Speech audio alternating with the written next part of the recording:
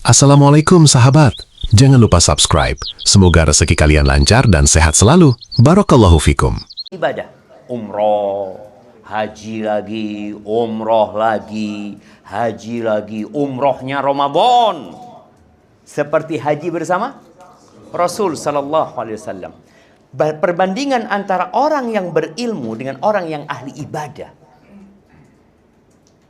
Kafadlil qamari Lailatul Badri ala sairil kawakib. Perbandingannya itu seperti bulan purnama dibandingkan dengan bintang-bintang lainnya. Nggak kelihatan bintang itu jemaah ketika purnama itu muncul. Di riwayat lain dikatakan oleh Nabi alaihi salatu wasallam, kafadli ala adnakum, seperti keutamaanku dibanding orang yang paling rendah di antara kalian.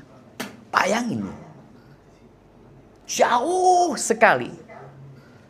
Tapi kadang-kala tadi kita masih sulit untuk belajar. Sebagian kita masih belajar kalau ada waktu. Tapi seharusnya kita mengadangkan waktu untuk belajar. Maka alhamdulillah kita di tempat ini dalam rangka untuk menambah ilmu. Nabi kita Muhammad alaihi salatu wassalam tidak pernah disuruh Allah meminta tambahan kecuali tambahan ilmu. Allah mengatakan wa qul rabbi zidni ilman. Itu perintah Allah langsung kepada Nabi alaihi salatu wassalam.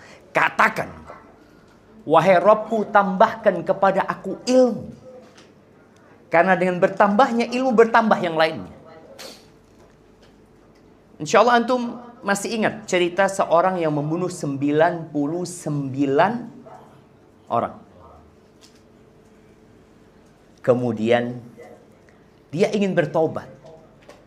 Dia tanya sama orang, kepada siapa aku harus bertanya? Fadulla ala abid. Dia diarahkan untuk menjumpai abid, orang yang ahli ibadah, bukan orang berilmu. Di masyarakat kita itu orang yang rajin ke masjid disebut apa? Biasanya alim. Alim fulan. Padahal alim itu untuk yang berilmu, tapi disebut alim karena dia rajin ibadah, ya. Dia selalu puasa Senin Kemis. Maka dianggap orang alim. Ini yang membunuh 99 orang datang kepada orang yang ahli ibadah. Cerita dia. Aku sudah membunuh 99 orang. Fahalli min taubah. Apa sih mungkin aku Orang ahli ibadah itu kan benci. Kelihatan, iya dia ahli ibadah, dia dekat sama Allah. Kata dia nggak ada lagi, engkau sudah bunuh 99 orang. Nggak ada. Kemudian dia tanya lagi, adakah orang yang berilmu? Tadi bertanya kepada orang yang berilmu, dikasih arahan. Apa yang menghalangmu dari pintu taubat? Masya Allah, turun hujan. Nah, ahlan wa sahlan. Jazakallahu khair. Ana minta maaf ya. Minta maaf kita nih jamaah. Soalnya ana lihat yang lainnya dapat air, cuma Ustadz yang dikasih.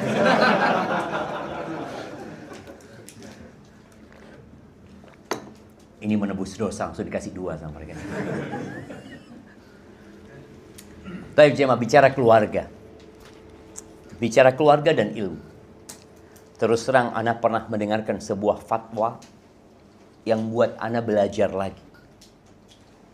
Karena banyak orang curhat masalah keluarga mereka. Ada seorang perempuan yang telepon kepada seorang syekh. Syekh ini umurnya sudah 90 tahun ya. Ana lupa dia di Maroko atau di Aljazair ya. Dia telepon ketika syekh ini live memberikan fatwa. Ditanya, syekh tadi ya, ana mau tanya, apa yang harus ana lakukan? Apa masalahmu? Suamiku itu pemabuk. Tadi malam dia pulang Di tengah malam, aku habis sholat malam, Syekh. Dan aku sedang membaca Al-Quran. Dia masuk rumah, Quran itu dia robek-robek, Syekh. Kemudian dia buang. Lakukan. Apakah ana khulu? Bertanya kepada perempuan ini. Ditanya, kalau engkau berpisah sama suami, anak-anak ikut siapa? Kayaknya ikut suami. Aku orang nggak punya, aku dari kampung. Dia orang nggak punya. Setelah ngobrol, saya ngomong, sabar nak ya. Kau sabar nak. Engkau berdoa mohon sama Allah Azza wa Jalla. Karena kalau engkau tinggalkan suamimu, anak dia ditanya, punya anak berapa? Engkau punya anak 5. Syekh. Kalau engkau berpisah sama suamimu, yang mabuk jadi 6. Yang mabuk jadi 6. Anak-anak akan ikut bapaknya, karena bapaknya orang fulus. Si emak ini gak akan bisa ngambil anak-anak. Sabar. Kau banyak berdoa, berkhidmat sama suamimu ya. Sabar nak, kata dia. Sudah selesai. Setahun kemudian, telepon lagi perempuan ini. Ketika Syekh sedang live lagi. Syekh ingat sama ana, Syekh kata dia. Syekh enggak, ana enggak ingat, kata dia. Binti, kata dia. Tua sudah sepuh Syekh ini jamaah. Kata dia. Ana yang dulu telepon Syekh, ana punya suami pemabuk, ana punya anak 5, dia ngerobek Al-Quran ya. Kemudian kau katakan aku suruh sabar, kata dia. Iya nak, gimana kabar suamimu? Alhamdulillah Syekh, suami ana sekarang yang buka pintu masjid kalau sholat subuh. Bayangin jamaah. Itu pentingnya ilmu. Ditambah lagi pengalaman yang panjang sehingga dia tahu memberikan fatwa itu nggak saklek gitu ya. Ya sudah bisa gitu, enggak. Memang kalau bicara secara hukum agama, boleh nggak dia gugat cerai? Sangat boleh sekali.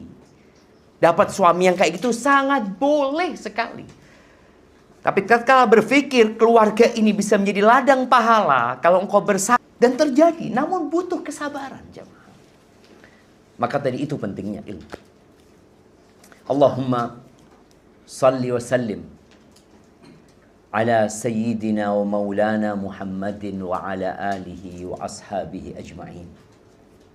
Ya Allah, semoga salawat dan salam senantiasa tercurahkan untuk baginda Nabi kita Muhammad alaihi salatu wassalam, untuk keluarga beliau, untuk istri-istri beliau, untuk putra-putri beliau, dan untuk seluruh sahabat Nabi, dan semoga Allah meridhai kita bersama mereka.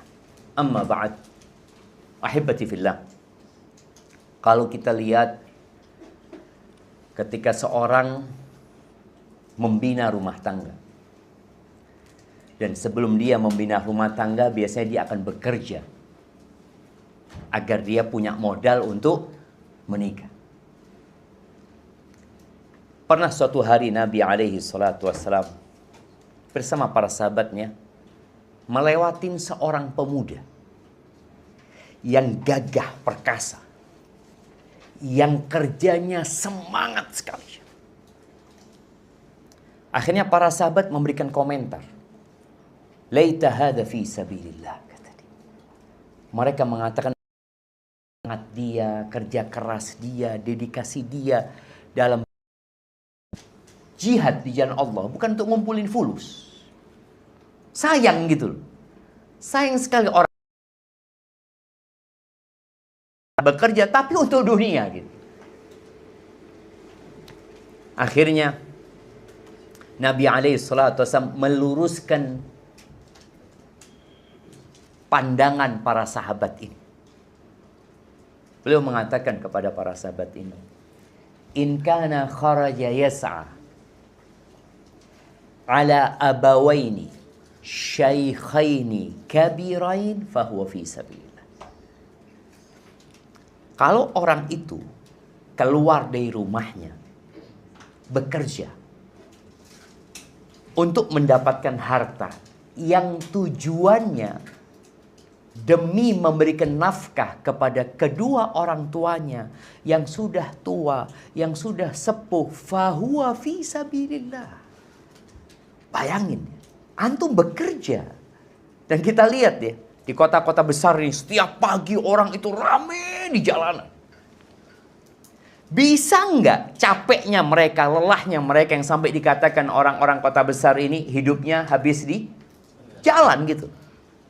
Ketemu sama anak, aduh sedikit sekali dia. Ketemu sama istri, mungkin di malam hari. Kata Nabi SAW, kalau dia keluar dalam rangka memberikan nafkah kepada kedua orang tua yang sudah sepuh, fahuwa fi sabilillah. Dia tuh di jalan Allah gitu loh. Jangan dianggap dia itu nggak dapat pahala. Yang kedua, in kana kharaja yas'a ala auladin lahu sighar fahuwa fi sabilillah. Kalau dia keluar bekerja, kadang-kala kita tahu orang kampung berangkat ke kota besar merantau sama. Pulang 2 bulan sekali, pulang 3 bulan sekali, ada yang 4 bulan sekali baru pulang, ada yang merantau mungkin ke Malaysia, ada yang merantau mungkin ke tempat lainnya, dan dia pulangnya jarang. Kalau tujuan dia untuk memberikan nafkah kepada anak-anak yang masih kecil, ingin anak-anaknya tumbuh besar, mendapatkan pendidikan yang layak, sehingga menjadi anak-anak yang soleh, soleha, fahuwa fi sabilillah. Dia di jalan Allah. Yang ketiga, wa in kana kharaja yas'a yu'ifhu nafsahu. Kalau dia bekerja dalam rangka mencukupi dirinya, supaya dia tidak menjadi benalu di keluarganya. Nggak minta terus. Kan ada sekarang kita lihat, anak-anak muda yang sampai lulus kuliah masih merepotin orang tuanya. Dulu lulus SMP kerja. Anak tanya sama Abah Hana, Bah, Abah lulus SMP? Enggak. Kelas 2 SMP berhenti, naik kelas 3. Nah kerja sudah. Karena rata-rata orang sekarang sekolah buat apa? Kerja. Dia nunggu kerja lulus kuliah, setelah lulus kuliah ngapain? Ngelamar kerja. Padahal seharusnya dia udah bisa bekerja sebelum itu. Nih kalau orang ini keluar bekerja dalam rangka mencukupi dirinya, supaya tadi nggak jadi benalu, ngerepotin orang lain, ngerepotin orang tuanya. Karena kita tahu orang-orang yang nganggur itu biasanya akan berdampak negatif kepada keluarga, kepada masyarakat juga. Nantinya supaya dia menjaga kehormatan dirinya, fahuwa fi sabilillah. Ini orang di jalan Allah Azza wa Jalla. Satu, sama-sama kerja. Sama-sama tiap pagi keluar dari rumahnya, pulang malam sama. Tapi bedanya yang keempat ini, in kana kharaja yas'a riya'an wa mufakharatan fahuwa fi sabilillah. Kalau dia bekerja dalam rangka pamer kekayaan, untuk berbangga-banggaan di hadapan, maka sayang sekali kalau kita bekerja capek, ternyata fi sabilillah syaitan. Oh enggak, ana demi keluarga. Iya, niat itu di hati. Enggak perlu diucapkan di lisan. Maka tolong semua yang sudah punya keluarga nih, yang sudah berusaha untuk bermuhasabah. Kita itu perlu punya waktu. Disebutkan oleh Wahab ibn Munabbih, dia mengatakan, disebut oleh Imam Ahmad dari Wahab ibn Munabbih, dia mengatakan, maktubun fi hikmati ali Daud, tercatat dalam hikmahnya keluarganya Nabi Daud. Kan Allah memberikan hikmah kepada Nabi Daud. Di antara hikmah yang disebutkan di sana, haqqun 'alal 'aqil an la yaghfala an arba'i sa'at. Wajib bagi orang yang berakal sehat itu untuk tidak lalai dari 4 waktu. Nih, kita perlu membagi waktu kita. Bukan kerja terus juga, enggak juga. Yang pertama, sa'atin yunaji fiha rabbahu. Dia perlu punya waktu bermunajat kepada Tuhan. Dan waktu yang paling mulia untuk bermunajat ini sepertiga malam akhir, jamaah. Harus antum punya waktu itu? Bicara keluarga, suami istri ini harus saling tolong-menolong untuk bangun bermunajat kepada Allah Azza wa Jalla. Dalam hadis yang sahih, Nabi SAW mengatakan, rahimallahu rajulan qama minal laili fasalla. Allah merahmati seorang suami. Suami. Lelaki di sini konteksnya suami. Dia bangun di malam hari, ngapain? Sholat. Dia sholat. Selesai sholat, dia bangunkan istrinya. Bayangin dia. Istrinya nggak tahu berapa rakaat suaminya sholat. Nggak perlu tahu. Ini adalah waktu yang spesial. Yang seharusnya kita udah nggak ada orang yang bangun. Nanti selesai engkau sholat, engkau bangunkan istrinya. Setelah dia sholat, dia bangunkan istrinya. Ketika istrinya tidak mau bangun, dia percikan air. Dia bisikan, ayo sayangku, ya, ayolah bangun. Ini waktu bermunajat. Ini waktu dikabulkannya doa. Ini waktunya mengajukan proposal, permintaan hajat kita kepada Allah Azza wa Jalla. Ini waktunya. Wallahu jamaah. Kita tuh kalau ada orang janji sama kita, ngomong, engkau nanti ketemu Ana ya. Ana punya keaman, insya Allah nanti kau datang ketemu Ana. Ke kantor Ana nanti. Datang kita berangkat jamaah. Dia janji sama kita. Gitu. Insya Allah lah, berapa kebutuhanmu? Ya mungkin 1-2 M. Ntar Ana kasih 4 M. Datang gak antum jemaah? Datang antum, bismillah. Semua rapat, semua janji. Afwan. Kenapa? Ada 4 M nih. Kita akan datang. Sedangkan Allah Azza wa Jalla di sepertiga malam akhir. Sepertiga akhir malam itu. Allah turun ke langit dunia. Kata Nabi SAW. Lalu mengatakan, hal min sa'ilin fa'utiyah. Apakah ada yang mau minta sekarang aku kasih, kata Allah Azza wa Jalla. Wa hal min da'in fa'astajibalah. Ada yang mau berdoa aku kabulkan. Wa hal min mustaghfirin fa'aghfirlah. Ada yang mau minta ampun sama aku ampuni dia. Wallah jemaah. Allah mengatakan itu. Lalu kita nggak bangun. Ada masalah sama kita. Engkau punya perlu. Ayo bangun. Mungkin suami istri ini nggak selalu suaminya yang soleh. Nah, lebih soleh suami apa istri? Oh, Pak? Ya, kadangkala istrinya yang lebih soleh. Nggak apa-apa. Kata Nabi SAW, warahimallahu mra'atan qamat minal laili fasalla. Dan Allah merahmati seorang istri yang bangun duluan dia. Memang kadangkala kita suruh berlomba-lomba dalam kebaikan ya. Istri yang bangun duluan. Dia bangun kemudian dia sholat. Selesai sholat baru dia bangunkan suami. Tapi lihat ya. Ketika suaminya nggak bangun, dia apakan sama istrinya? Dipercikan air. Antum siap dipercikan air? Bapak-bapak. Hah? Kan nggak wajib sholat malam, Ustaz.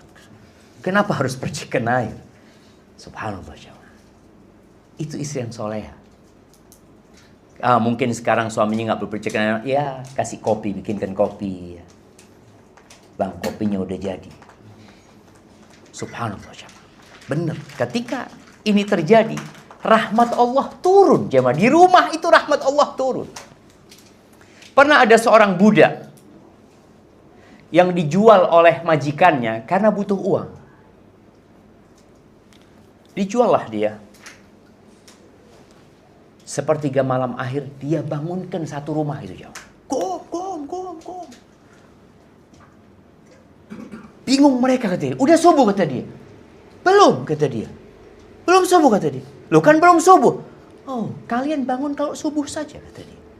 Paginya budak ini kembali ke majikannya. Balikan duitnya itu kepada mereka. Kalian jual aku kepada orang yang tidak sholat kecuali subuh. Bayangin. Sampai budaknya ini.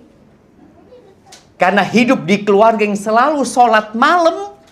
Dia nggak kuat ketika harus hidup dengan majikan baru. Yang sholatnya cuma subuh. Jemaah, kita disuruh berlomba-lomba dalam kebaikan. Jibril alaihi salam pernah berpesan kepada Nabi Muhammad SAW. Ya Muhammad, alaikas salatu wassalam ya Rasulullah, ish ma syi'ta, fa innaka mayyitun.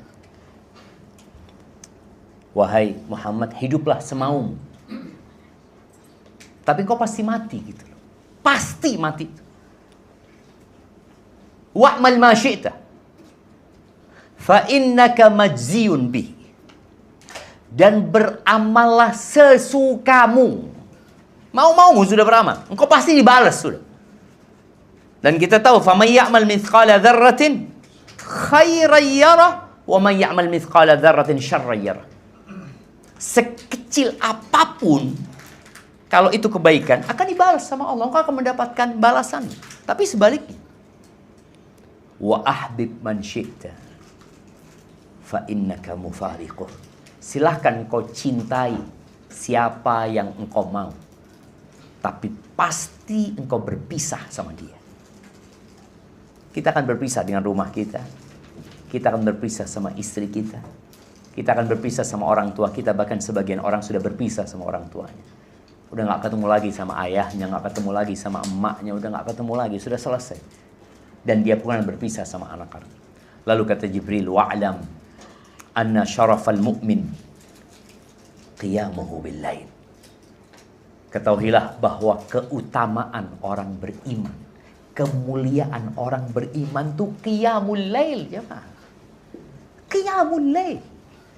Jadi kalau antum sedang berusaha mencari kemuliaan, kita lihat banyak orang-orang mencari kemuliaan dengan jalur mencalonkan diri jadi presiden, mencalonkan diri jadi bupati, mencalonkan diri jadi gubernur, apalah. Atau dia sibuk dengan mengumpulkan harta, dia berpikir itulah kemuliaan. Syaraf. Kalau mau tahu orang mulia, qiyamuhu billah. Nggak ada orang tahu, cuma dia sama Allah Azza wa Jalla. Dan Allah akan kasih kemuliaan. Wa izzatahu istighna'uhu 'anil nas. Dan kehormatan dia ketika dia tidak bergantung dan tidak butuh sama manusia, enggak. Itu kemuliaan dan kehormatan. Maka tadi kata Wahab yang mengatakan bahwasanya perlu kita punya waktu bermunajat sama Allah Azza wa Jalla. Tapi tidak semua orang bisa qiyamul lail. Ya udah, antum cari waktu sebelum tidur mungkin. Ada orang-orang kalau sudah tidur Ustaz sulit bangun Ustaz. Nah, makanya pesan Nabi SAW kepada Abu Hurairah agar dia tidak tidur kecuali sholat witir. Ya udah, kalau antum nggak mampu sebelum tidur sholat witir, duduk sebelum tidur, antum ingat munajat sama Allah. Yang kedua, wasa'ah yuhasib fiha nafsahu. Dia perlu punya waktu mengkoreksi dirinya. Perlu dia punya waktu menilai dirinya. Subhanallah ya. Bagaimana cara menilai diri kita? Salah satu yang ketiga ini nanti. Kita bisa menilai diri kita bermuhasabah, ya, untuk bermuhasabah hari itu umpamanya. Hari ini aku baca Quran berapa lembar ya? Kayaknya nggak ada baca Quran. Hari ini aku menghafal Quran berapa ayat ya? Kayaknya nggak ada. Oke, kalau menghafal mungkin berat. Hisabnya tahunan lah. Tahun kemarin aku ada tambahan surat baru nggak? Coba engkau berhisab. Boleh jadi nggak ada jemaah. Umur nambah, hafalan Quran nggak pernah nambah. Segitu doang. Apa yang dihafal? Qul huwallahu ahad. Qul a'udzu birabbil falaq. Qul a'udzu birabbin nas. Tambah lagi. Tabbat yada abi lahabi wa tab. Idza jaa nasrullahi wal fath. Inna a'tainakal kautsar. Terus wal asri innal insana lafi khusr. Apa lagi? Qul ya ayyuhal kafirun. Apa lagi? Al-fil. Tambah at-takatsur ara'aita allazi yukadzibu bid-din. 10, 11, 12. Umurnya sudah 30 tahun. Masa nggak ada nambah? Umurnya udah 35 tahun. Masa tetap hafalan Qur'annya? Ini salah satu model bermuhasabah ya. Banyak model lain. Ini dalam bab Quran. Dalam bab sodakoh. Coba antum lihat. Antum duitnya nambah nggak? Ya, nambah Ustaz. Dulu gaji ana 2 juta. Waktu gaji antum 2 juta, antum sodakoh berapa? Alhamdulillah Ustaz. Ana waktu itu sodakohnya 200.000. Berarti berapa persen? 10%. Sekarang gaji, alhamdulillah sudah 10 juta. Sedekah tetap 200.000. Anda bisa lihat. Nggak naik, jamaah. Teman, ingat ya, bahwasanya hisab pada hari kiamat itu persentase.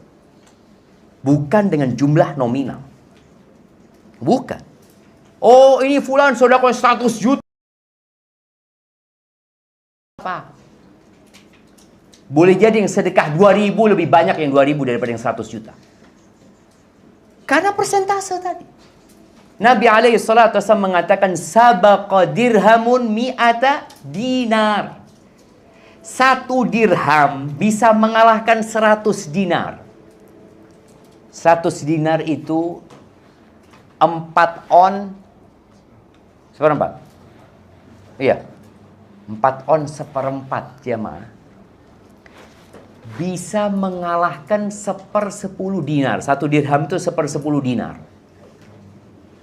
Ya berarti berapa jamaah? Kalau emas, kalau 4 gram setengah itu sekarang berapa? 10 juta? Anggap 10 juta lah. Berarti 1 dirham ini 1 juta. 1 juta bisa mengalahkan 1 miliar. Kok bisa? Para sahabat heran. Maka Nabi alaihissalatu wasallam menjelaskan. Itu orang yang sedekah 1 dirham, dia punya 2 dirham. Hartanya cuma 2 dirham. Kan ada orang yang kerja hari itu makan, ya udah, besok ya besok kata dia. Ada orang butuh dia kasih, separuh dia bagikan hartanya. Dia mungkin dapat duit hari itu 100.000. 50.000 dia berikan kepada orang. Atau dia masuk masjid, dia taruh 50.000. Dia bawa pulang. Setengah hartanya, 50%.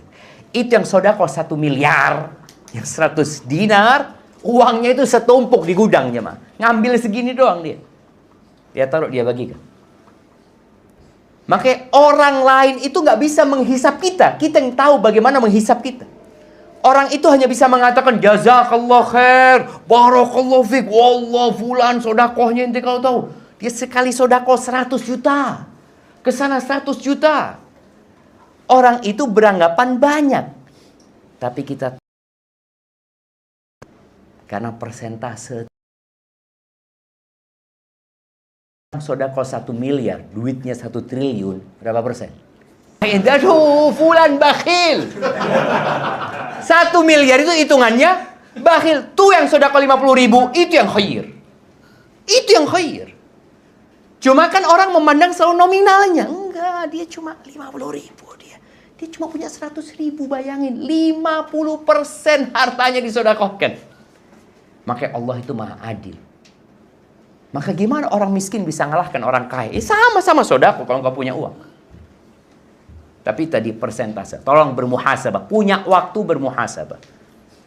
Tadi bermuhasabah urusan niat kerjanya. Bermuhasabah urusan tadi kita bicara berkaitan dengan munajat sama Allah Azza wa Jal. Punya waktu bermunajat berkaitan dengan Qur'annya tadi. Engkau tambah nggak hafalan Qur'anmu ya. Kemudian zikrullah. Antum bermuhasabah. Hari ini berapa kali antum baca la ilaha illallah wahdahu la syarikalah lahul mulku wa lahul hamdu wa huwa ala kulli syai'in qadir. Berapa kali antum baca? Kadang-kadang kita ya sudah habis sholat itu aja. Nggak ada tambahan. Kita bisa pegang handphone, scrolling itu 1 jam, hilang waktu kita jam. Tapi kita enjoy aja. Dan mungkin salah satu caranya antum download aplikasi zikir. Sehingga malam hari antum bisa lihat berapa persen baterai HP-ku digunakan untuk buka zikir. Kan bisa dicek tuh. TikTok 30%. WhatsApp 20%. Zikir 2,5%.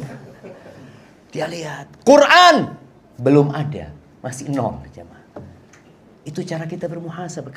Kalau kita nggak bermuhasabah sekarang, ya kita akan datang pada hari kiamat merasa sudah banyak kebaikan kita, ternyata enggak.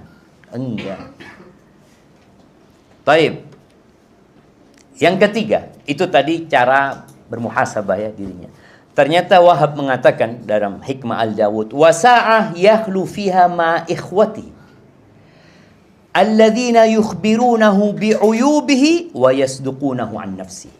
Dia perlu punya waktu sama sohib-sohibnya minta koreksi. Penilaian diri itu bisa dengan diri kita tadi bermuhasabah, bisa dengan minta pendapat orang. Dan sekarang ada Google Form. Ada Google Form kan? Antum punya kawan umpamanya 10. Tolong antum koreksi diri anak. Gak usah sebut nama. Kalau sebut nama kan akhirnya kita ketemu, aduh, ini fulan yang ngeritiki anak kayak gini. Jangan, gak usah sebut nama. Kalau orang dulu suka jamaah, kalau ada yang ngeritik itu suka banget. Sampai Umar bin Khattab mengatakan, radhiyallahu anhu, rahimallahu rajulan ahda ilaina uyubana. Semoga Allah merahmati orang-orang yang menghadiahkan kepada kami aib-aib kami. Terus terang kadang-kala kita itu nggak melihat kita punya aib. Contoh nih, di belakang punggung antum, di punggung antum ini ada bekas cat warna putih karena antum nempel di tembok, kemudian membekas tuh putih. Antum kelihatan? Nggak kelihatan. Siapa yang kelihatan? Orang lain. Maka di sini kenapa kita butuh sama orang lain untuk mengkoreksi diri kita? Dan Nabi SAW mengatakan al-mu'min mir'atu akhi. Mukmin itu cermin buat saudaranya. Anda bisa lihat. Maka anak kadang-kala melihat, ternyata miring anak punya topi. Kadang-kala tim mengatakan dari jauh, anak paham topi anak miring gitu. Karena anak nggak ngelihat. Anak nggak ngelihat diri anak. Orang lain yang melihat diri anak. Antum pun sama seperti itu. Kadang-kala kita merasa udah baik. Kita merasa enggak, anak udah baik. Tapi ada orang yang mengatakan, enggak, antum sombong. Itu dari mana? Setiap kali antum ngobrol selalu ana, aku, saya. Jarang antum mendengarkan orang lain. Selalu jadi aktor kalau berbicara. Nah, jangan. Ini koreksi dari teman. Makanya tadi, kalau antum bisa punya waktu sama teman-teman, duduklah. Tolong koreksi anak. Cuma kadang-kadang tadi, malu teman kita mau ngoreksi kita. Maka sekarang pakai apa? Google Form. Atau ada aplikasi lain lah ya. Kita minta sama dia. Kalau enggak dibikin dulu. Supaya kita tahu indikatornya apa aja gitu ya. Kita bikin, dia tinggal contreng. Supaya kita kan ada akhlak-akhlak buruk itu. Mau bakhil ya. Itu akhlak buruk ya. Kemudian sulit mendengarkan nasihat ya. Termasuk akhlak buruk. Kemudian ambisi duniawi ya. Hubbud dunya dikatakan ra'su kulli khati'ah. Terlalu cinta sama dunia. Kemudian ada orang yang termasuk akhlak buruk itu suka marah, emosi. Kalau emosi sudah jangan ditanya. Dan yang paling tahu sama kekurangan kita itu istri kita. Istri kita. Maka jadikan istri itu sohib yang mengkoreksi kita. Dia tanya sama dia. Nabi SAW mengatakan khairukum li ahli. Orang yang terbaik di antara kalian adalah yang paling baik sama keluarganya. Wa ana khairukum li ahli. Dan aku orang yang terbaik kepada keluargaku. Maka kalau ingin tahu aibmu, dia tanya sama istri. Kalau istri mengatakan antum baik, insya Allah antum baik. Tapi ada suami yang pandai bertopeng di rumahnya. Khair suaminya, Masya Allah. Suamiku nggak ada yang kayak dia. Dia kerja dari pagi, siang, malam. Kadang-kadang nginep di kantor. Kata Soebnya, di kantor mana nginep? Kantor mana? Sama anak dia. Loh, iya. Kadang-kadang tadi kita perlu koreksi di dalam, koreksi di luar. Di luar Sohib, di dalam istri. Jadi kan dia orang yang koreksi kita. Dan para istri juga, para istri itu perlu koreksi. Dia perlu. Kadangkala kita ini baca status kawan kita. Langsung kita tersindir jemaah. Kayaknya fulan ini nyindir ana ya. Apalagi mak-mak itu karena perasa ya. Sampai ada beberapa orang kalau bikin status itu dikecualikan fulana. Jangan sampai fulana itu baca, nanti fulana akan ngomong, "Kok nyindir ana ya?" Maka dia kecualikan. Pernah ada seorang ustaz khutbah Jumat. Kita tahu khutbah Jumat ini yang dengar banyak orang jemaah. Habis khutbah Jumat, ustaz ini diundang makan sama salah satu jamaah. "Ustaz, makan tempat ana ya." Habis makan ditanya Ustadz ini, "Ustadz Afwan, Ustadz tadi nyindir ana Ustadz." Subhanallah, ini khutbah Jumat. Dia merasa disindir sama Ustadznya karena dia melakukan apa yang dia omongkan sama Ustadznya. Padahal Ustadz nggak ada maksud nyindir dia. Kata Ustadznya, "Alhamdulillah kalau antum merasa tersindir. Ana nggak nyindir siapa-siapa. Ana nyampaikan kepada semua yang hadir tadi di masjid." Maka tadi kalau ada orang yang ngeritiki kita, kemudian kita baca status orang, kok kayaknya ana banget yang dia maksud ya. Ya jadikan itu bahan koreksi. Kita butuh jemaah. Baik, ana minum dulu jemaah. Bismillah. Alhamdulillah. Enak ternyata airnya jemaah. Jazakallahu khair jemaah. Baik, yang ketiga, wasa'ah yatakhalla fiha baina nafsihi wa baina ladzatiha fima yahillu wa yajmul. Yang keempat itu, dia perlu waktu untuk menyendiri dengan dirinya untuk menikmati kelezatan yang halal dan indah. Butuh jemaah. Jadi nggak semuanya ngaji terus ya. Ngaji enggak. Perlu waktu kita refreshing, rekreasi, makan bareng-bareng ya. Kulineran umpamanya lah. Sekali-kali boleh. Pokoknya yang halal dan yang indah, nggak apa-apa. Liburan kayak.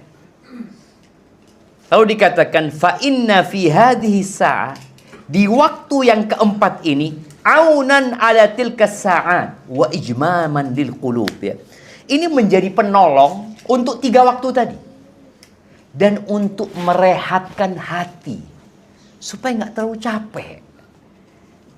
Maka kita tuh dalam keluarga jangan selalu kajian sama keluarga datang sini baca Quran. Tuh, ajaklah sekali-kali istrinya. Jalan kek, liburan kek, anak-anak juga diajak. Jadi jadikan keluarga ini benar-benar ladang pahala. Karena sejatinya ketika Nabi SAW menyampaikan kepada para sahabat berkaitan dengan orang-orang yang menimbun harta, walladzina yaknizuna adh-dhahaba wal fiddah thumma la yunfiqunaha fi sabilillah. Orang-orang yang menimbun emas dan perak kemudian mereka tidak menginfakkan di jalan Allah Azza wa Jalla, itu diancam neraka, diancam disetrika dengan hartanya jemaah. Maka para sahabat tanya, "Ya Rasulullah, lau alimna ayya malin khair." Kalau kami tahu harta apa yang paling baik, kami akan berusaha untuk mencarinya. Ayya malin afdol. Apa yang paling afdol daripada harta yang diburu oleh manusia? Kata Nabi SAW 3. Siapa yang menyebutkan? Ada hadiahnya? Yang bisa jawab.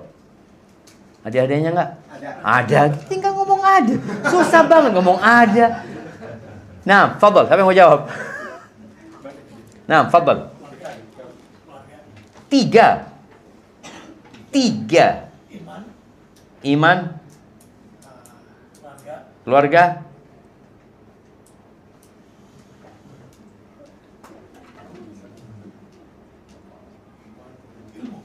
ilmu. Ya, hampir jemaah. Hampir tepat, tapi belum. Nah, fadhal. Istri yang soleha, Istri yang soleha, terus kendaraan yang baik, ya, kendaraan yang baik, tempat tinggal yang luas, juga ya, nah, tetangga yang baik. tetangga yang baik. Itu jawaban benar, tapi bukan untuk pertanyaan ini. Oh, beda. Oh, beda. Nah, itu 4 faktor kebahagiaan ya. 4 faktor kebahagiaan yang disebutkan sama Nabi SAW ya. Istri yang soleha, rumah yang luas, kendaraan yang nyaman, kemudian yang keempat tetangga yang baik ya. Iya, enggak ini. Nah, fadhal. Lisan yang selalu berzikir, Lisan yang selalu berzikir, hati yang selalu bersyukur, hati yang selalu bersyukur, istri yang soleha. istri yang membantu suaminya urusan akhirat atau urusan keimanan. Ini 3. Nah, antum betul 1 aja tadi. Nah, yang itu betul 1 aja. Kasih hadiah 3-3 aja nggak apa-apa. Ya, 3-3 dapat hadiah. Nah, kata Nabi SAW, afdaluhu lisanun dzakir. Afdaluhu, oh itu hadiah udah siap. Bagi-bagi. Nah, Masya Allah. Baik, fadl, bagi dulu hadiahnya. Nah, Masya Allah. Mabruk, mabruk ya. Mubarak habibi. Jadi yang paling afdol dari harta yang dikumpulkan, yang pertama lisanun dzakir. Lisan yang pandai berzikir. Maka tidak perlu untuk bermuhasabah. Anak punya lisan ini dipakai buat apa sih? Yang kedua, wa qalbun syakir, hati yang pandai bersyukur. Dan khusus buat emak-emak, masalah syukur ini harus diperhatikan. Karena Nabi alaihi salatu wasallam ketika menyebutkan wanita banyak di neraka gara-gara bukan nggak bersabar sama suaminya, tapi nggak bersyukur. Qalbun syakir. Kemudian yang ketiga, wa zaujatun mu'minatun tu'inuhu ala imani wa fi lafdin tu'inuhu ala amril akhirah. Istri yang beriman yang membantu suaminya dalam pekerjaan akhirat. Dalam pekerjaan yang menambah keimanan. Bukan istri yang membantu suaminya mencari fulus. Bukan. Kan ada perempuan-perempuan yang Masya Allah ya. Dia bekerja, dia mengejar karir. Yang paling mulia itu bukan yang itu. Tapi yang membantu suaminya dalam urusan akhirat. Tadi, bangunkan suaminya untuk sholat malam. Ketika ya bulan hampir berlalu mengatakan, bang, bulan ini kayaknya kita belum ada puasa sunnah nih bang. Yuk kita puasa 1 hari aja. Puasa sunnah. Ini istri yang Masya Allah. Yang mengatakan kepada suami, bang, udah berapa juz hari ini bang? Berapa juz? Berapa lembar? Berapa juz? Nah, ada. Ini kalau istri. Kalau enggak, suami tadi yang beriman, yang membantu istrinya dalam urusan akhirat. Itu harta yang paling mulia, yang harusnya disyukuri. Maka ahibati fillah, tadi kita udah tahu bahwasanya ada 4 waktu. Bagaimana sekarang dalam keluarga dihidupkan 4 waktu ini. Tentunya suami sebagai pemimpin yang akan ditanya sama Allah Azza wa Jalla. Jangan cuma berpikir kewajibanku ngasih fulus, ngasih harta. Ingatkan istri. Ajak baca. Kalau bisa duduk baca bareng Al-Quran. Bacalah. Paling nggak sehari 1 halaman. Suami yang baca Al-Qurannya, istri yang baca artinya. Atau dibalik. Enggak, suami nggak bisa baca Quran, Ustaz. Ya nggak apa-apa. Istrinya yang baca Quran. Boleh nggak Ustaz istri jadi imam di rumah buat suaminya? Boleh nggak jamaah? Ini suami Al-Fatihah belum bener Ustaz. Nggak boleh, nggak bisa. Terus ya belajar suami. Belajar. Setoran sama istrinya. Tapi memang kalau untuk setoran sama istri berat jamaah ya. Pemimpin setoran sama anak buahnya. Aduh enggak lah. Anak setoran di masjid. Nggak apa-apa. Engkau cari setoran tempat lain. Ini termasuk berlomba-lomba dalam kebaikan. Kemudian yang terakhir sebelum kita masuk ke sesi tanya jawab. Ada ungkapan salah seorang ulama. Tunggu bentar. Mana kok hilang jemaah?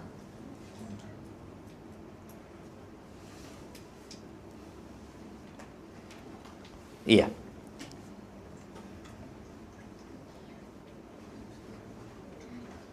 Nah, ucapan Ibnu Qayyim ya, dari Hasan al-Basri rahimahullah, annahu qala al-mu'min qawwamun ala nafsi yuhasibu nafsahu lillah.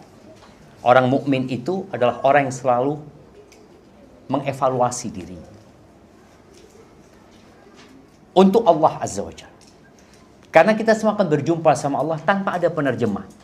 Tanpa ada penerjemah.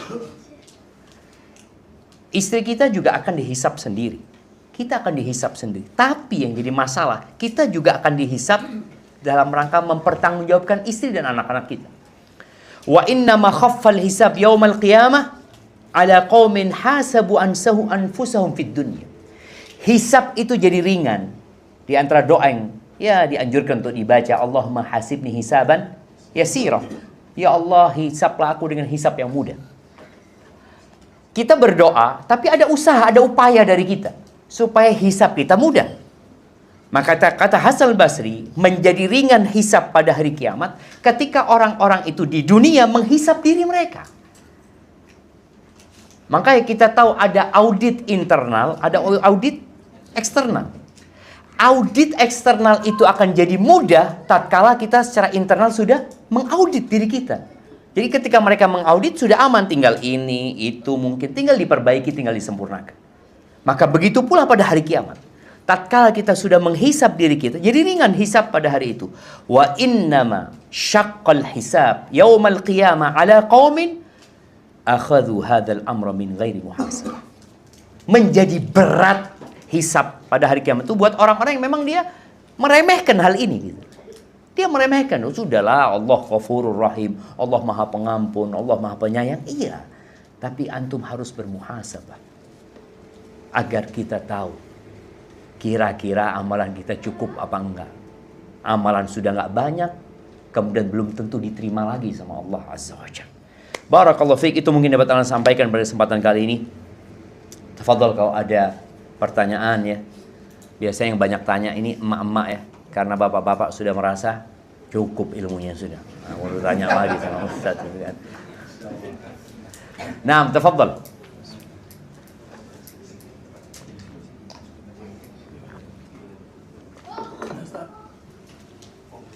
Mic-nya cuma satu. Allahu Akbar. Ini ada nih.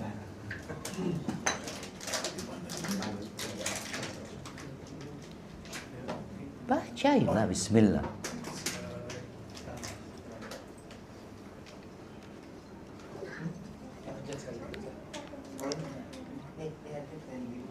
Oh, itu ada, mak-mak kemana-mana WA-nya.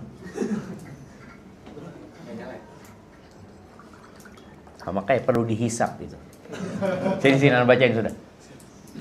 Jazakallah khair. Pertanyaan titipan fulana. Insyaallah.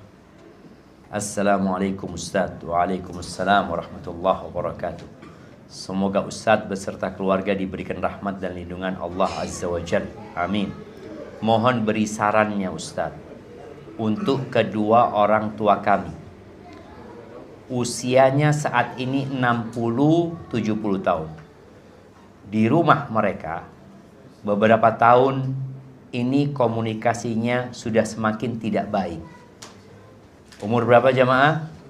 60-70. Tidur juga pisah ranjang. Umur berapa pisah ranjang? 60-70. Sang bapak dan ibu masing-masing mengeluhkan kekurangan pasangannya kepada anak-anaknya. Masing-masing inginnya pasangannya berubah. Tapi masing-masing bersikeras tidak mau berubah karena merasa karakternya sudah seperti itu. Kami ajak ke konsultan pernikahan pun tidak mau. Kami sangat menyayangkan kondisinya. Harus jadi tidak nyaman bagi mereka seperti ini. Qadarullah. Mohon saran terbaik dari Ustaz. Jazakallahu khairan.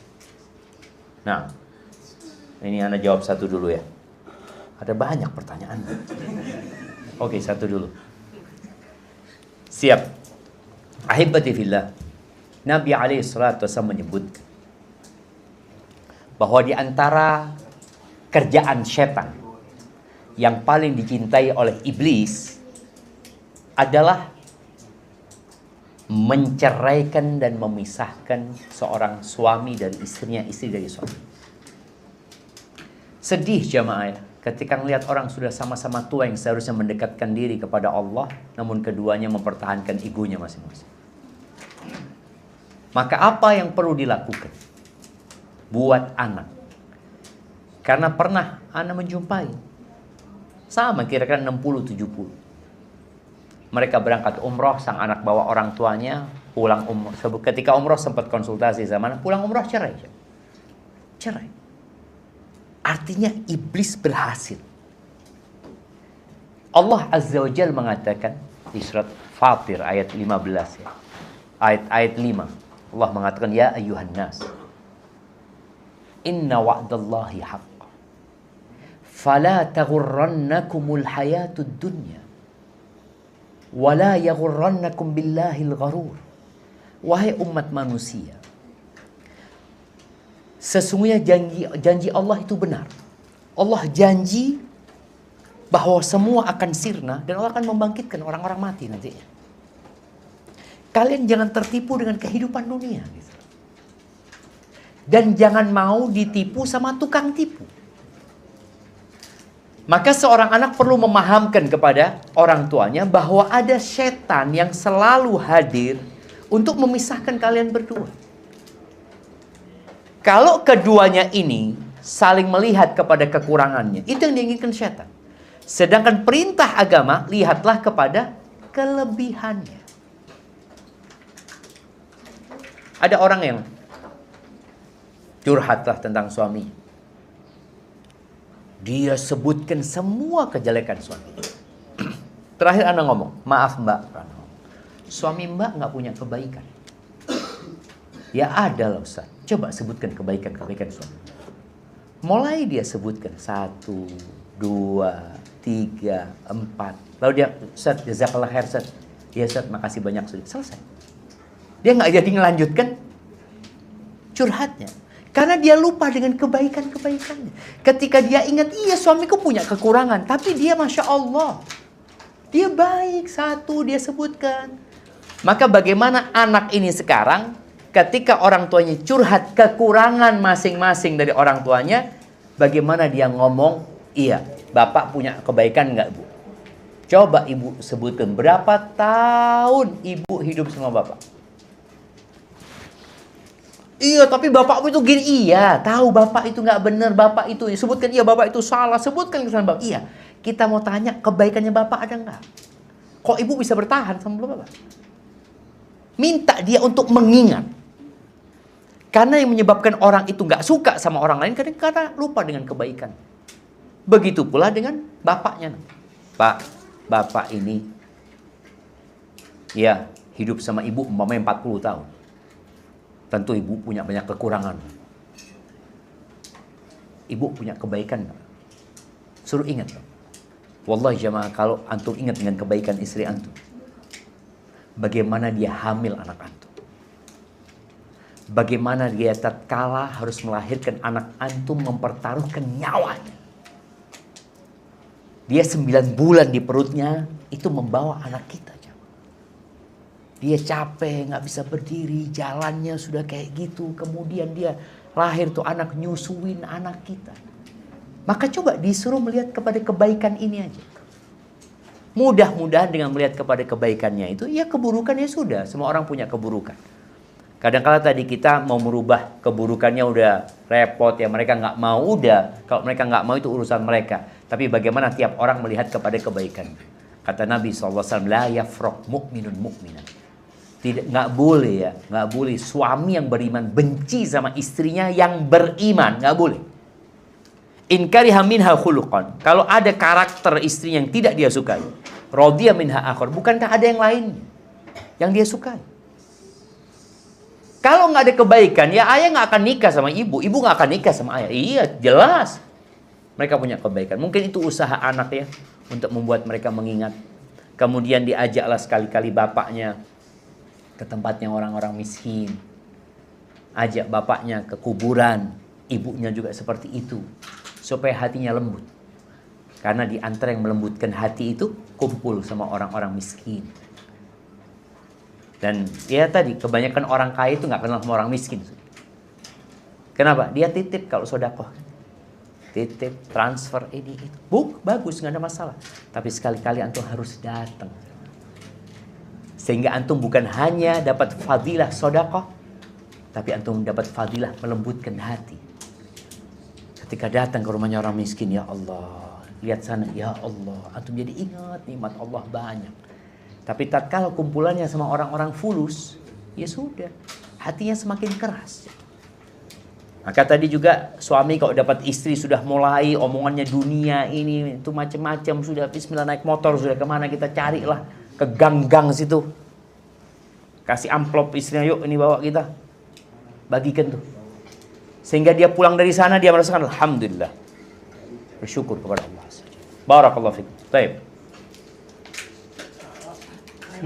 Bagaimana menghilangkan? Ana baca lah. Antum nggak ada mic itu, gimana yang lainnya dengar? Yang mana ini? Atas bawah. Bismillah. Afwan saya mau tanya, jika ada istri yang sebelum menikah merasakan nikmatnya ibadah, tapi kenapa setelah menikah ibadah jadi terasa hambar? Bahkan mengerjakan sholat wajib dilakukan di akhir waktu. Dari awal menikah, suami sudah terbiasa mengakhirkan sholat wajib. Awalnya istri menasehati, tapi lama-lama istri juga ikutan sholat di akhir waktu. Bagaimana cara menumbuhkan rasa nikmat ketika beribadah setelah menikah, Ustadz? Kenapa bisa istri jadi ikutan suami yang sholat di akhir waktu, Ustadz? Padahal awalnya istri yang menasihati suami untuk sholat di masjid di awal waktu. Allahu Akbar. Iya, Ana pernah dengar fatwa seorang syekh yang ditanya tentang hal ini. Ana lupa apa Syekh Albani yang ditanya ya. Syekh itu tanya, gimana pelayananmu kepada suamimu? Dia mengatakan, Syekh Ana ini sebelum nikah Ana biasa sholat malam, biasa puasa sunnah, nikmat. Setelah nikah jadi hambar. Syekh tanya, bagaimana sikapmu kepada suamimu? Bagaimana penghargaanmu kepada suami? Bagaimana pelayananmu kepada suami? Sang istri langsung protes sama Syekh. Ya Syekh, Ana tanya, kenapa Ana tidak merasakan nikmatnya ibadah? Kenapa engkau balik tanya, bagaimana sikapku kepada suami? Apa hubungannya antara kelezatan ibadah dengan menghargai suami atau taat kepada suami? Syekh mengatakan, Rasulullah SAW bersabda, wala tajidul mar'atu halawatal ibadati hatta tuaddiya haqqa zawjiha. Seorang wanita, seorang istri tidak akan merasakan nikmatnya ibadah, lezatnya ibadah, manisnya ibadah sampai dia menunaikan hak-hak suaminya. Jadi ada hubungan yang erat. Kalau tadi perempuan tidak merasakan yang namanya nikmatnya ibadah, boleh jadi karena dia tidak berkhidmat kepada suami.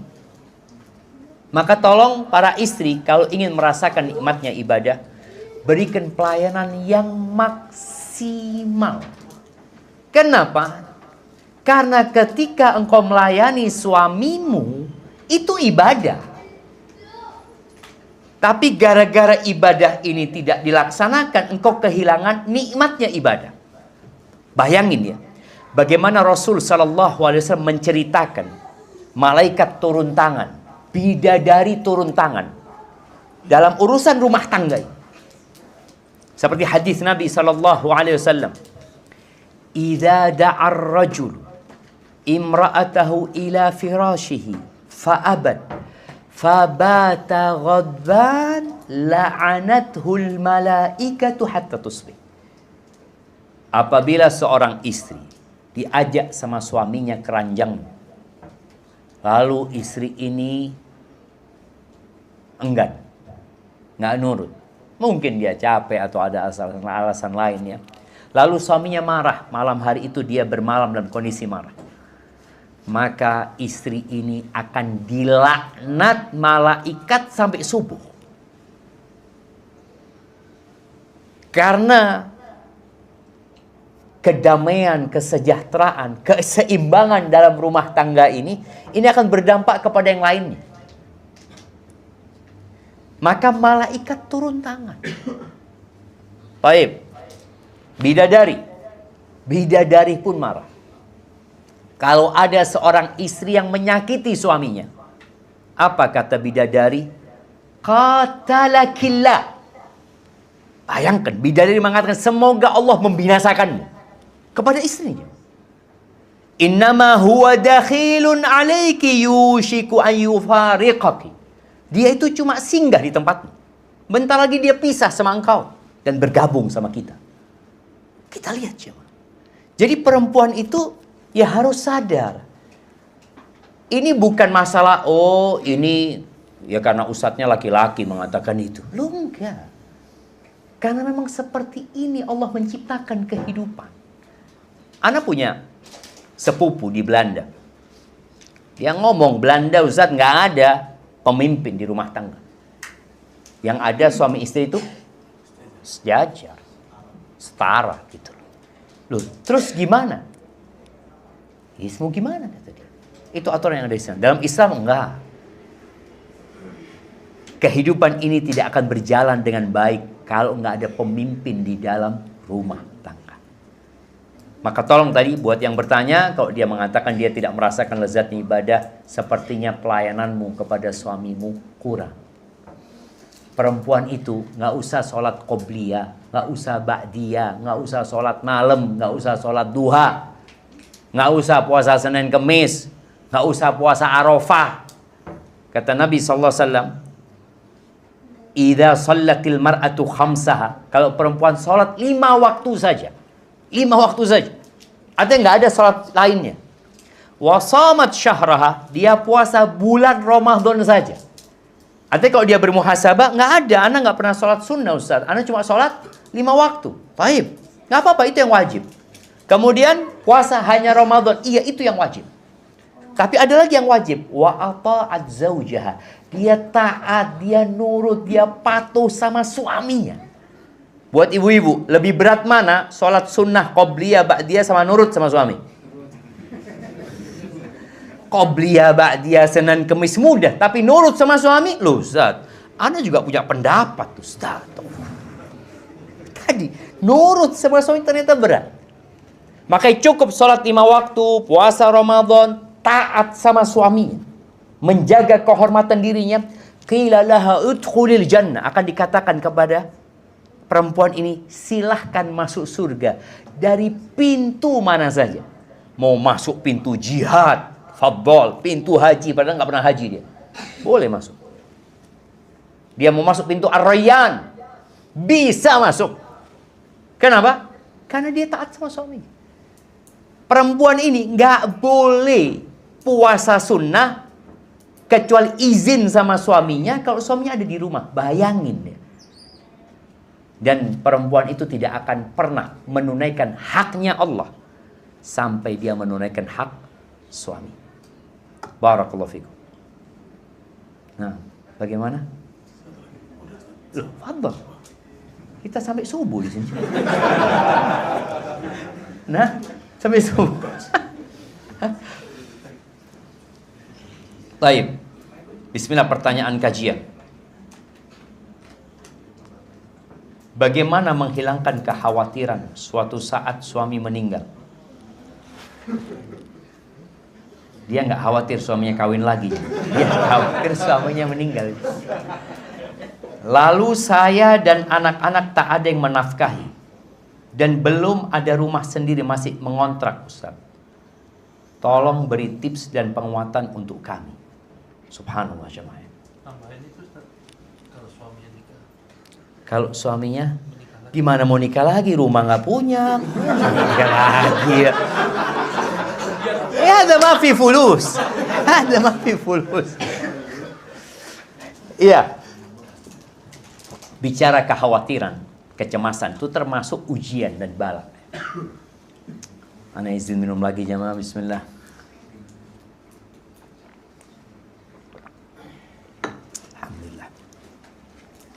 Kata Allah Azza wa Jal, وَلَنَبْلُوَنَّكُمْ بِشَيْءٍ مِنَ الْخَوْفِ وَالْجُوعِ وَنَقْصٍ مِنَ الْأَمْوَالِ وَالْأَنْفُسِ وَالثَّمَرَاتِ وَبَشِّرِ الصَّابِرِينَ. Kata Allah, kami benar-benar akan memberikan bala, ujian kepada kalian yang bentuknya khauf, kekhawatiran, ketakutan. Itu ujian. Takut di PHK, ya. Takut dengan penyakit, ya. Takut dengan masa depan anak-anak gimana nantinya. Salah satu takut nanti suami meninggal, atau takut suami nikah lagi. Itu termasuk ujian. Kemudian lapar, itu juga ujian. Kekurangan harta, kekurangan buah-buahan, kekurangan orang-orang yang dia cintai, jiwa-jiwa pada meninggal dunia. Lalu solusinya apa? Wabasyiris sabirin. Berikan kabar gembira kepada orang-orang yang sabar. Sabar ini dimulai dengan iman. Makanya dikatakan manzilatus sabri minal iman. Kedudukan sabar dalam keimanan itu seperti kepala dalam jasad. Itu dalam ucapan Ali bin Abi Thalib radhiyallahu ta'ala. Jadi hidup ini semua butuh kesabaran. Maka kita harus meyakini bahwa takdir Allah sudah dicatat. Engkau mengatakan khawatir suamimu mati. Kenapa engkau nggak khawatir engkau dulu yang mati? Enggak, suami anak mulai sakit-sakitan. Emangnya kematian itu ada hubungannya sama sakit? Enggak ada. Wallah enggak ada, jemaah. Ada apa enggak ada? Enggak ada. Jadi jangan pikir orang kalau sakit mau mati gitu kan. Ini kanker, Ustaz. Oh, kanker. Iya, biasanya mati, Ustaz. Yang sehat keluar rumah, naik motor ditabrak mati. Dan itu terjadi. Maka tolong jangan dikaitkan sakit dengan mati. Dokter pun mati walaupun nggak sakit. Maka buat seorang istri tadi ini, hendaklah dia menata kembali keimanan dengan takdir Allah Azza wa Jalla. Yang kedua, orang yang bergantung kepada seseorang, bergantung kepada sebuah pekerjaan, biasanya dia akan dikecewakan sama orang itu dan pekerjaan itu. Dan ana rasakan, ana rasakan. Haji kemarin, banyak orang mau pinjam fulus sama anak. Anak ngomong, insya Allah habis hajian. Insya Allah habis hajian. Karena habis hajian dapat fulus gitu kan. Ternyata nggak ada berangkat haji kita jemaah. Orang itu anak, Ustaz gimana? Rencana mau pinjemin fulus habis hajian. Ya Allah, anak ngomong ya Allah, memang nggak boleh kita bergantung dengan pekerjaan. Ketika kita bergantung dengan usaha, dengan sesuatu, kita akan dikecewakan. Karena seharusnya kita bergantung sama siapa? Sama Allah Azza wa Jalla. Ana benar-benar, iya ya Allah minta maaf. Ana benar-benar minta ampun sama Allah Azza wa Jalla. Karena kita mulai tergantung dengan sebab. Kita lupa bergantung dengan yang menciptakan sebab itu. Maka tadi, anti yang bertanya ini bergantung sama suami. Dan biasanya akan ditinggal sama suaminya nanti jamaah. Maka tolong dirubah. Bergantungnya sama Allah Azza wa Jalla. Sebelum anti lahir, sebelum anti punya suami, sebelum anak-anak itu lahir, sudah ditulis rizki dan ajalnya. Jadi nggak usah khawatir. Gitu. Makanya subhanallah, ada seorang penjual buah-buahan ya. Ana lihat fotonya di apanya? Di rombongnya dia itu ada tulisan pakai bahasa Arab. Tulisan itu berbunyi kaifa akhaful faqra wa ana abdul ghani. Dia mengatakan gimana aku takut dengan kefakiran sedangkan aku hambanya yang maha kaya. Tadi kita perlu tumbuhkan, kita ini hambanya Allah. Allah itu yang punya langit 7 lapis tuh jemaah. Allah yang punya bumi ini jemaah. Tapi ketika kita bergantung sama fulan, sama alan, kita akan dikecewakan. Maka tolong perbaiki keimanan. Allah mengatakan wa may yattaqillah, ini di surat Talaq, surat perceraian. Wa may yattaqillah yaj'al lahu makhraja. Barang siapa bertakwa kepada Allah, takwa ini puncaknya iman. Makanya Allah suruh orang-orang beriman bertakwa. Ya ayyuhalladzina amanu ittaqullah. Terus orang beriman, puncaknya takwa. Ketika dia bisa menjalankan perintah Allah dan menjauhi larangan. Wa may yattaqillaha yaj'al lahu makhraja. Allah akan kasih solusi. Wa yarzuqhu min haitsu la yahtasib. Allah akan kasih rizki dari arah yang tidak disangka-sangka. Tidak disangka-sangka. Ini kan tadi pertanyaannya, gimana ana kalau suami meninggal? Rumah masih ngontrak. Gimana nantinya? Karena dia cuma nyangka rizki itu dari sono gitu. Allah akan kasih rizki dari arah yang tidak disangka. Dari mana? Wallahu a'lam. Karena sejatinya rizki itu ada yang dicari dan ada yang mencari. Salah satu rizki yang mencari yang dapat hadiah tadi. Tahu-tahu dapat hadiah. Nggak ada dia berusaha datang dari rumahnya, anak mau cari hadiah. Nggak ada. Dapat hadiah. Kadang-kala ada orang kirim.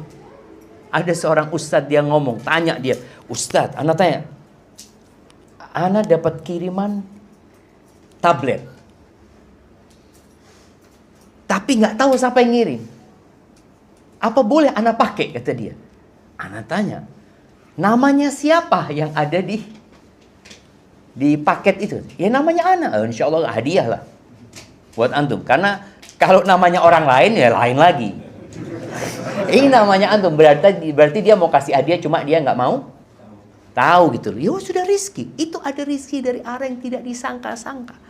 Dan di antara rizki yang paling besar adalah nikmat sehat. Sehat. Siapa yang mau?